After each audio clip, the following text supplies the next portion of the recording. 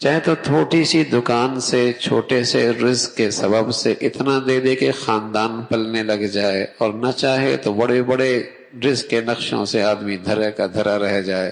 الا لہ الخلق والامر، نظام اسی کا چلتا ہے۔ بس اگر دینا چاہے تو انگوٹھے چھاپ کو اتنا دے دے کہ دنیا دیکھتی رہ جائے، نہ دینے پہ آئے، کسی کی قسمت میں نہ ہو تو بڑی بڑی ڈگریاں لیے بیٹھا ہے تب بھی کچھ ہاتھ نہیں آتا۔ الا لہ الخلق والامر، اللہ کا نظام چلتا ہے۔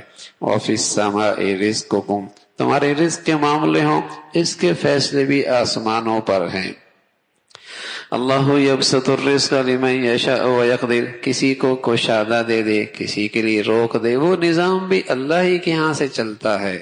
الا لہ الخلق والامر، تم تو اسباب کی حد تک دکان کھول سکتے ہو، فیکٹری میں بیٹھ سکتے ہو، زمین پہ دانہ ڈال سکتے ہو، لیکن اس کے اندر سے پھر نظام تو اللہ کا چلتا ہے۔ کون تمہارے پاس بھیجتا ہے، کون زمین کے اندر سے اس دانے کو سلیقے سے پھاڑتا ہے، پھر کونپل نکالتا ہے، پھر گرمی سردی کے تند و تیز ہواؤں میں اسے پروان چڑھاتا ہے، پھر اس میں پھل لگاتا ہے، پھر اس میں ذائقہ اور رنگت رکھتا ہے۔ الا لہ الخلق والامر، یہ پیدا کرنے والا بھی اللہ ہی ہے، اور اس میں سارا تصرف اور فیصلے بھی اللہ کے چلتے ہیں۔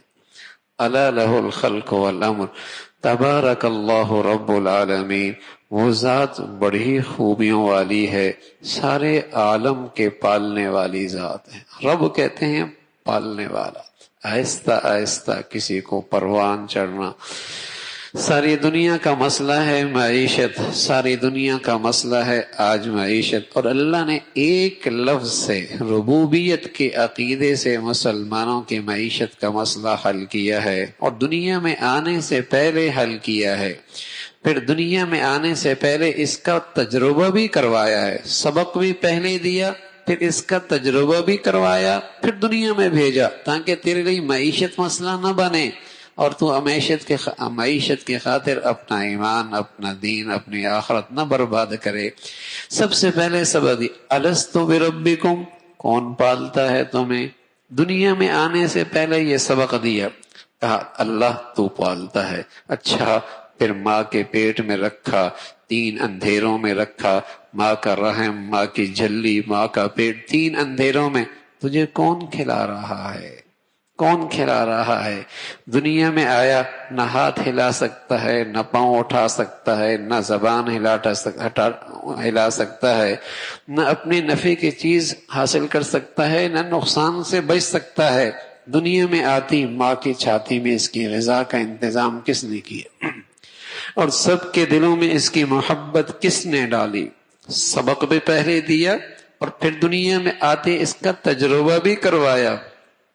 اس کے جسم میں ذرا سی جان کیا آتی ہے، عقل میں روشنی کیا آتی ہے، اور جسے کہیں کہ اعصاب میں قوت کیا آتی ہے، چلنے پھرنے کی طاقت کیا آتی ہے، یہ نادان سمجھتا ہے اب تو میں اپنے بل بوتے پہ میں معیشت کی گاڑی چلاتا ہوں، اب تو میں اپنی عقل و دانش کی بنیاد پر معیشت کی گاڑی چلاتا ہوں۔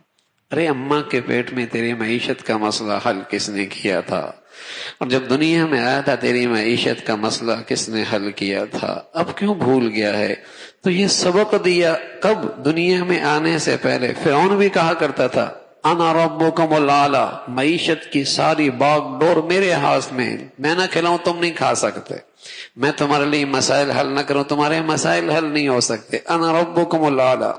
اور ایک وقت دجال آئے گا، آج ساری دجالی فضا بن رہی ہے جو یہ کہہ رہی کہ اسباب سے، مادیت سے زندگی بنتی ہے، اگر یہ مادیت نہ ہو تو زندگی کا نظام درہم برہم ہو جائے گا، کوئی کسی کا نظام زندگی چل نہیں سکتا۔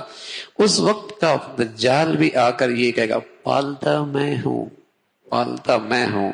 جس کا عقیدہ ربوبیت ہوگا وہ یہ کہے گا پالتا اللہ ہے، پالتا اللہ ہے۔ چٹان میں جہاں اندر ہوا بھی نہ جائے، اس چٹان کو بھی توڑیں تو وہاں بھی کیڑا بیٹھ کر اللہ کی رزق کھا رہا ہوتا ہے، وہ بھی اللہ کا رزق کون پہنچا رہا ہے اس چٹان کے اندر؟ کون اسے کھلا رہا ہے، کون زندگی دے رہا ہے؟ سمندر میں اتنی مچھلیاں، اگر آج کا انسان اس کی غذاؤں کا سوچے اور اس کے غذاؤں کا اندازہ کرے تو آدمی حیران ہو جائے کیسے ان کی وہ غذائیں پوری ہوتی ہیں۔